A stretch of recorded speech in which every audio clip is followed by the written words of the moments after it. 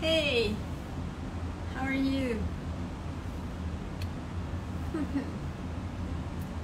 Today we have a conversation with Katrina, and she's here. Let me give her access.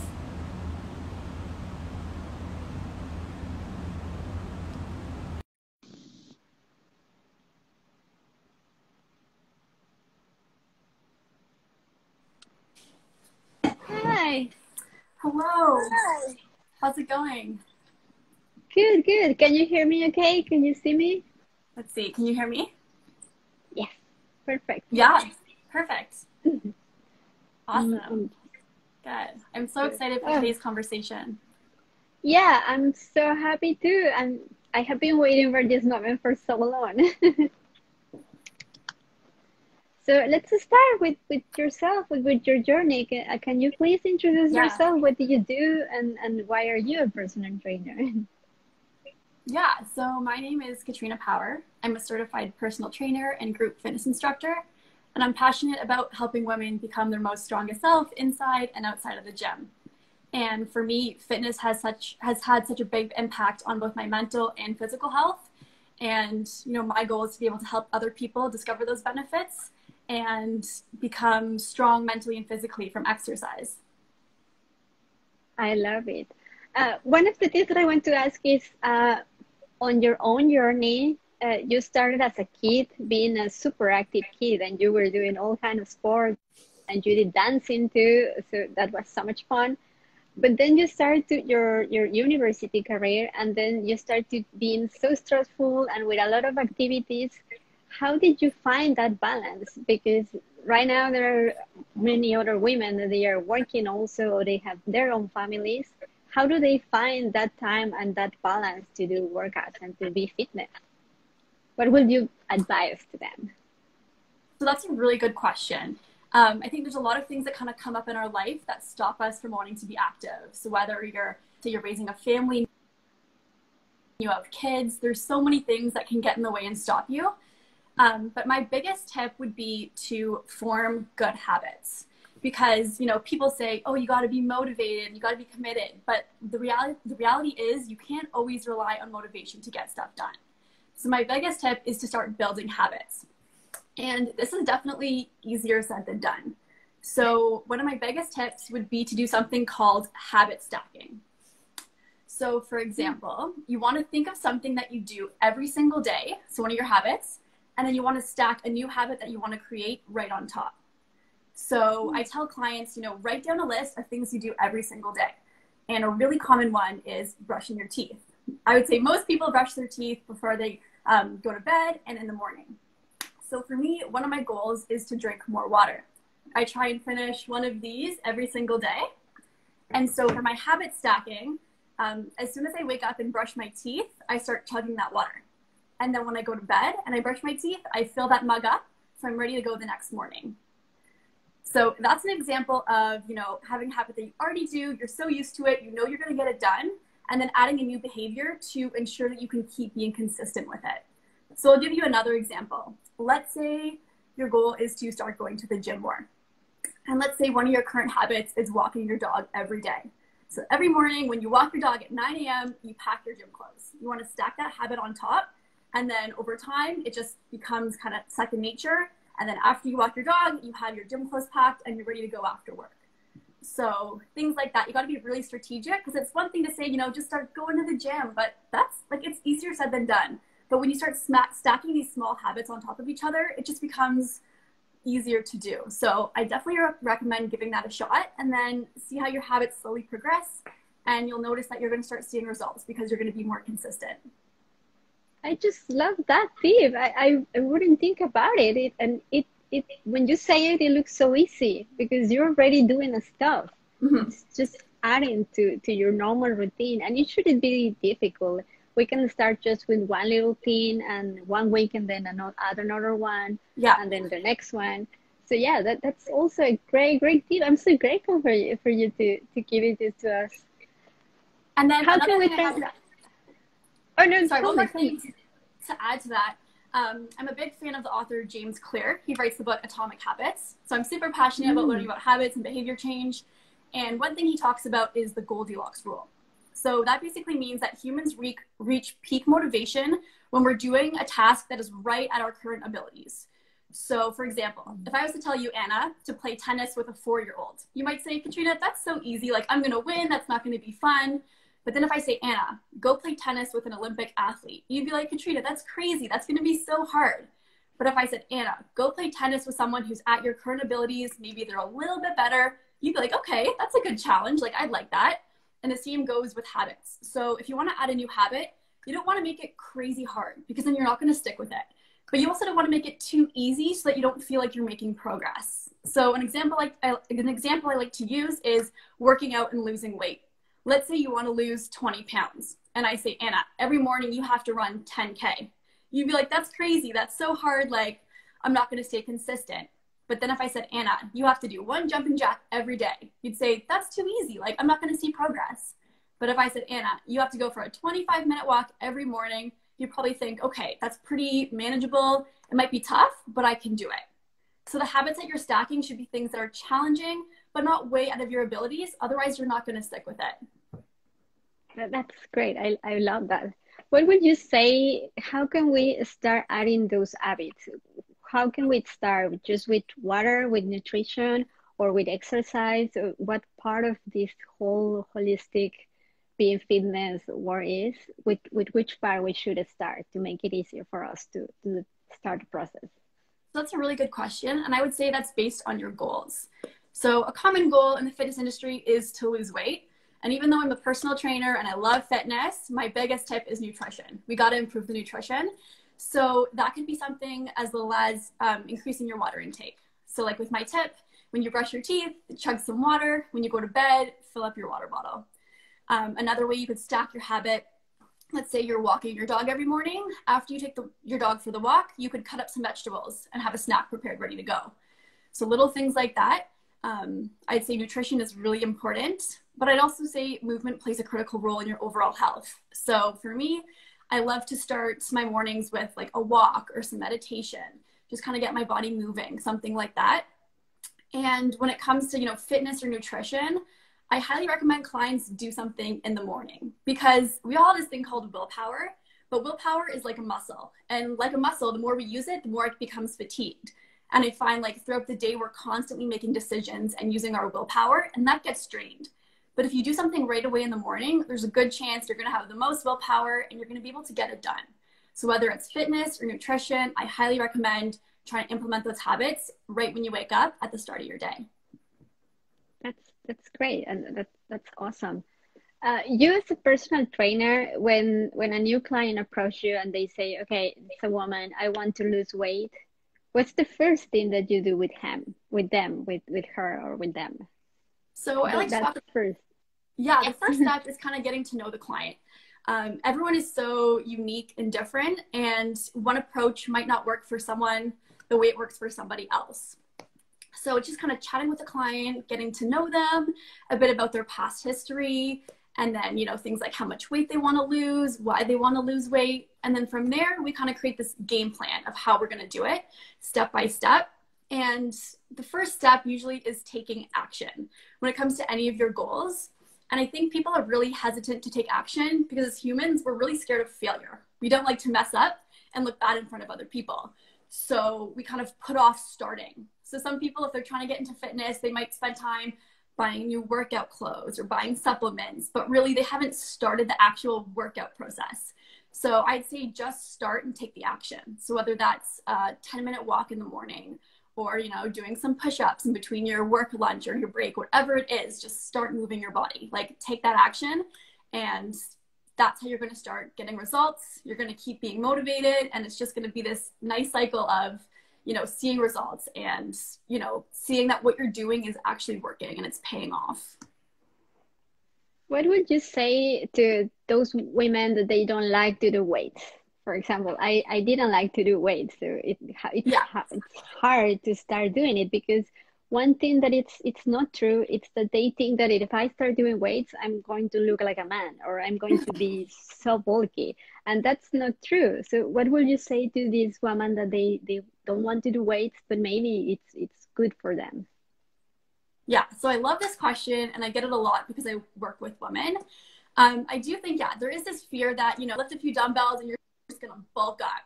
But I think the problem with that is that people just don't understand how muscle is built. That's not going to happen. Usually when you get really bulky, you're in a caloric surplus. So you're eating more calories than you're burning. And you got to be lifting really heavy weight. Like it has got to be really tough. Otherwise, the muscle isn't just going to grow.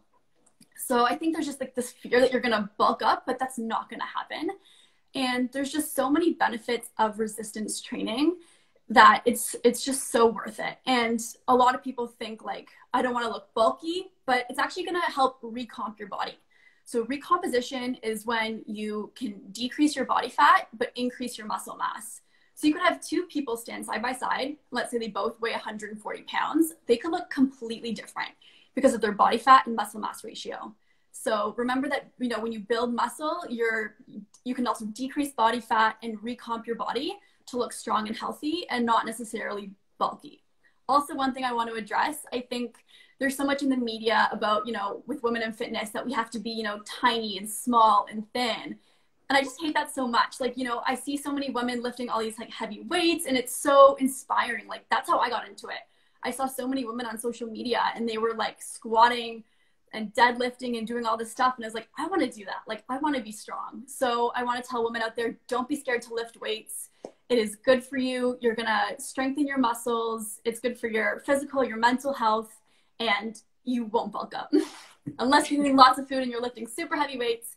And honestly, a lot of the times people who you do see are very big, sometimes they're taking drugs. So that's also another factor. So yeah. And now that you touch the mental health aspect of it, how do you manage that with your clients? Because maybe sometimes we don't have that motivation, or maybe we're too depressed, or maybe there's something happening in our lives and we don't want to do exercise.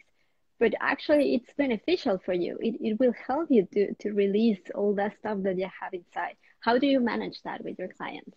Yeah, so mental health is a big thing. There's going to be days where you're not feeling it, you're kind of down. And I kind of have two approaches to this. Like one is listen to your body. If you're not feeling well one day and you'd rather spend the afternoon talking with a friend or going for a walk, then don't work out. But if you find, you know, you're constantly down, you're sad, sometimes getting a good workout in can actually make you feel better. Whether it's a nice quick run, getting in a lifting session, even though you may not feel like it, after that workout, you're going to feel so much better. So you just kind of got to take action and do it. And the exercise in itself will help you feel better. I love that you say listen to your body, because sometimes people is just watching on YouTube an exercise video and they are just doing what they see, but they are just replicating what they are seeing without knowing why are they doing it. So I Yeah. think having a personal trainer like you, it's so important because you have that connection, and your personal trainer needs to know you because they will know how to guide you through, yeah, that exercise, through that work. And Yeah, also you have to, absolutely. like you say, listen to your body, because sometimes the Yeah. trainer can say, okay, you can just lift a lot of weights and maybe you are not equipped to do that. Maybe you can get hurt and you can have pain. So I think that's so important. And also, what would you say about how small can we start? Because sometimes just walking 10 minutes, it's good, but maybe we're being just lazy and maybe we need more to do. How would you address that with your clients with when they want to start slow, but you know that they can do more? How do you motivate them to do more? Yeah, so that's a good question. And I think when it comes to clients, like you have to be motivated to see results and achieve your goals. You know, you could have a trainer or a friend or anyone saying, hey, you need to get in shape. They can say it all they want, but if you don't want it for yourself, it's not going to happen. So my job as a trainer is to support my clients, but they themselves have to be ready to make the changes and put in the work to see the results. As a trainer, you know, I love to encourage my clients, send like encouraging text messages and kind of keep their spirits up when they're feeling down or not as motivated. But I truly believe it has to come within to see results and make change if you want to improve your fitness or your health or whatever it is. And, you know, sometimes it just takes like thinking about your why. Why are you doing this? What's motivating you? And I know for me, I have like so many whys. I want to be strong and healthy my whole life. You know, as I age, I don't want my health to go like this. I want it to go like this. I want to be a fit mom. I want to be a fit grandma. Like, I want to be able to enjoy my life right up into the end. And so for me, working out now, maintaining muscle mass, just being in good health is going to set me up later in life. And that's what motivates me. And so, you know, whoever the client is, getting them to just take a moment, write down, why are you doing this? Because if you have no drive or no why, I personally believe it's not going to happen, and you're not going to be able to sustain your habits and your lifestyle. And talking about why are you a personal trainer? Why do you want more people to be in fitness life? What's your biggest motivation behind that? So it's a good question. It kind of brings me back to the beginning of my fitness journey. Growing up, I was pretty active. I did cross country, I did dance, and I love these sports because it could test what my body could physically do. And as I got to university, I stopped doing the things I loved, and I started working out solely to, you know, see what my body could look like. I was afraid of gaining the freshman 15, and I just felt like I was exercising to look a certain way, and it just was not satisfying. And then I discovered group fitness classes. And, you know, we were focusing on learning new movements and, you know, gaining strength. And for me, that was so inspiring. And from there, I just saw working out as a way to become stronger, you know, be able to run longer and faster. And you can, focusing on what your body can physically do is so empowering. And so for me, I became a trainer because I want to help teach that to other people. If they're stuck in their fitness journey and maybe they're really focused on what they see in the mirror, I want to help them take a different approach. You know, focus on setting performance-based goals and watching everything change from your mindset to your body. Because if you can do strong things, there's a good chance your body's going to reflect that and you're going to look strong as well. Yeah, that's definitely. If you feel stronger outside, you also will feel stronger inside. Yeah. But it's like two things. Also, you have to be strong inside to know that you need to change to be strong outside. That's great. Let's see. One other thing I want to ask you is, what are your challenges that you have overcome through this fitness journey as your personal experience, as a trying to be fit, and also as a personal trainer, and how that can help you to manage your clients? Yeah, so one of the big challenges I faced is when I went away to university. Like I said, I stopped running cross country, I stopped dancing, and to be honest, I was just a lot less active. And I didn't like my lifestyle. So there's a lot of more like alcohol consumption, eating, you know, like pizza all the time. Like my diet was off. I just felt like I wasn't living the life that I wanted to. And that was a really big challenge. So I knew that I had to take it upon myself to make those changes. Like someone was going to hold my hand and do it for me. And so I had to, you know, make use of my student gym membership and go to the gym, even on the days I didn't want to. So trying to create this new lifestyle for myself was challenging, but I knew that I would just be so unhappy if I didn't put in the work and try and make a change. And as a personal trainer, in terms of challenges, sometimes I can be very hard on myself. Like I want my clients to do well and succeed. And sometimes if they're not, then I feel like, oh, I'm not doing my job right. I'm not a good trainer. But sometimes, you know, you have to learn to trust the process. If a client wants to lose weight, it's not going to happen overnight or in a week or months. It's going to take like years. It's a big challenge to do. And as a trainer, you have to be confident in the process and trust that when you put in the work and you're dedicated and consistent, it's going to pay off. Not right away, but down the road. So whatever your journey is, just be consistent and trust the process. I love that. And there are a lot of personal trainers and wellness coach that follow my page. What would you say to them when they are starting this journey, when they are just starting to training people or to helping people? What will be your big tip? So one of my biggest tips, or something that I suffer from time to time, imposter syndrome. So even though I'm someone who's like active, I like to work out, sometimes my brain will tell me, you're not fit, you're not a good trainer. Like, it just kind of like, my inner saboteur just kind of like comes at me. And sometimes I need to take a step back and say, hey, you know your stuff. You're a certified personal trainer. You're active, you're fit, you're healthy. Like, start walking the walk, like, believe in yourself. Sometimes it's easy to compare yourself to other trainers online and say, oh, they have this many followers, or they have this like shredded six pack, I'm not good enough. But just believe in yourself, and know what your qualities are and how you stand out as a trainer, and let that shine through your account and what you post and what you say to your followers. That's great. Confidence, it's what a trainer needs. And Yeah. when you reach for a trainer, you want them to be confident. You don't know if, for example, in my Zumba classes, sometimes I forget the step and I just do another step. And Yeah. inside I'm thinking, oh my God, I just lose the step. But my girls, they don't know that I lose the step. They are just following me. Exactly. So that's a big part of being a personal trainer or a coach, that confidence. And sometimes we don't have that confidence 100% all the time. Yeah. So what do you say to you when you don't have that confidence? Sometimes I just tell myself, like, you have to fake it till you make it. You got to put on that smile. You got to go for it, like, ready. You got to show up, because no one knows what you're feeling on the inside. Only you do. But if you kind of, fake it till you make it, put in that energy, people will start believing that. They'll see it, and they'll want to follow you, and they'll want to learn from you. So honestly, just fake it till you make it. That's one of my biggest tips.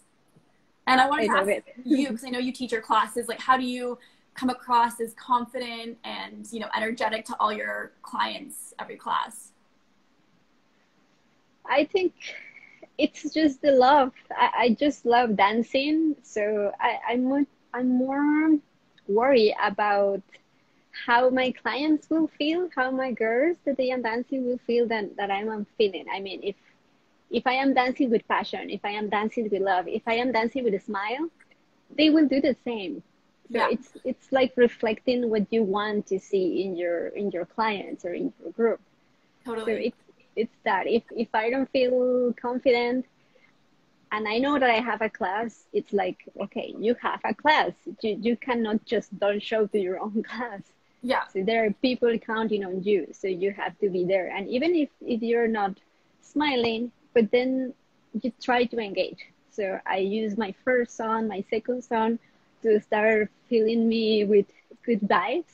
And once you know it, Yeah. once your body starts moving, you start feeling that.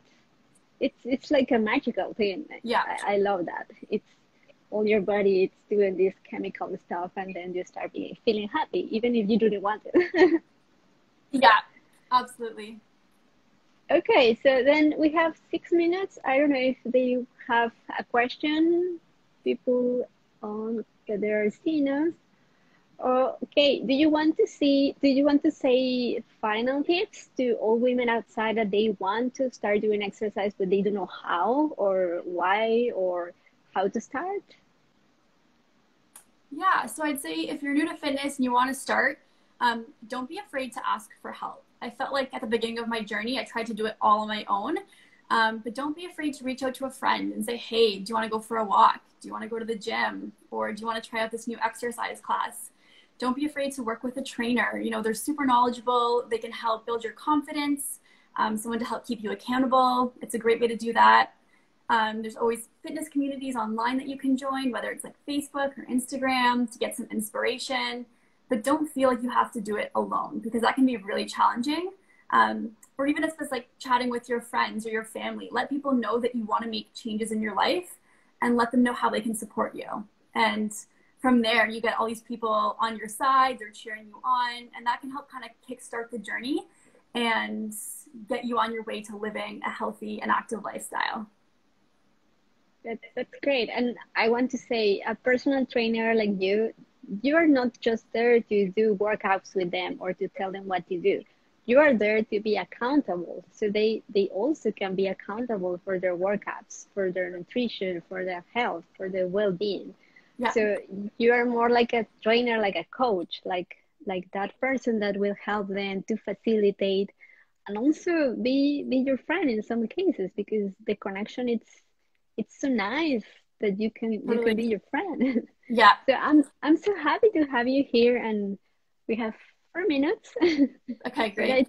I think we talk about everything that we wanted to talk. Do you want to talk about something in particular, or tell us, are you taking new clients right now? So right now, yes, I am always open for new clients. So if anyone is interested, shoot me a DM. I'd love to chat. I'm trying to think. Something else I want to talk about quickly that I find a lot of people struggle with is staying consistent and making progress. So one tip that I highly encourage people to do is have some sort of calendar, whether it's on your phone.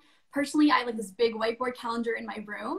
And every time I do a workout, I check it off. And it's really satisfying, like to keep track and have something visible that you can always look at to remind you. Because sometimes you're like, oh yeah, I'll just go to the gym when I feel like it. But then you don't end up being consistent. So if you schedule your workouts on your calendar like you would an appointment, you're way more likely to stay consistent. And then one other thing I want to touch on, when it comes to doing your workouts, I was someone who used to do the same thing in the gym every single time. And I was like, I'm going to the gym every day. Why am I not seeing results? So being consistent is one thing, but what you do in the gym is a totally different story. So I want to emphasize to clients, focus on progressive overload. So over time, you slowly make things a little bit harder. So you're not adding hundreds of pounds every week to your barbell, but it's little increments of adding a few pounds, adding in a few extra reps, increasing your time under tension. It is so important to make those small changes. Otherwise, your body's just going to get used to what you're doing and you're not going to see results. So you want to make sure that you're making your workouts a little bit harder from week to week. And then when you look back over the course of a year, you're really going to notice some great results versus just kind of going to the gym, doing some random machines. Like, it's really good to have a plan. And that's why working with a trainer is a really good option, because they can help formulate a routine that makes sense for you. And that's going to get you towards your goals in the long run. And also you will know what to change, because Yeah, one day it's arms, one day it's legs, one day it's the full body, other day it's abs, because muscles needs to rest too. totally. So yeah, consistency and change your routines. Changing it up. So Yeah, you totally. don't get bored too. That's such a good point. Yeah, if you do the same thing, you're going to be like, this is so boring. Like, what am I doing? But if you switch in some new exercises from time to time, it's fun and it keeps you motivated to keep going. And one of the things that I love about the Instagram is that there are so many girls that they have their accountability accounts. So Yeah, every day they work out and they take a selfie or they take a picture of the screen of their app that they did exercise. And it's a really good thing, because you, as you say, you put it in your calendar, you mhm. cross it, but you are showing the world that you are doing it. Yeah, And with your friends and with this support group that they are just cheering you up and they are just mhm. liking, it keeps you. That's another tip that I would like to add. It keeps you accountable and it keeps you doing it. So Totally. yeah, you if you're seeing this, you can tag Katrina, you can tag me, and we're going to cheer you up. Yeah, absolutely. Well, thank you so much, Anna. I had a great time today. I love our conversation. And I just want to say I've been loving all the lives you do. It's so great to Oh, have different women on here and sharing their experiences. It's so motivating and inspiring. So thank you for having these conversations and sharing them with us. yeah, and thank you so much for your time and for your great tips. It was a great conversation. I Yeah, love it. You say a lot of things that we didn't know, and it's hopefully so helpful for other women. So yeah, thank you so much for sharing this, and please follow her. And I'm going to put your contact, and perfect. then that's it. Have a great day. Awesome. Bye, Anna. Have a great day. Thank you.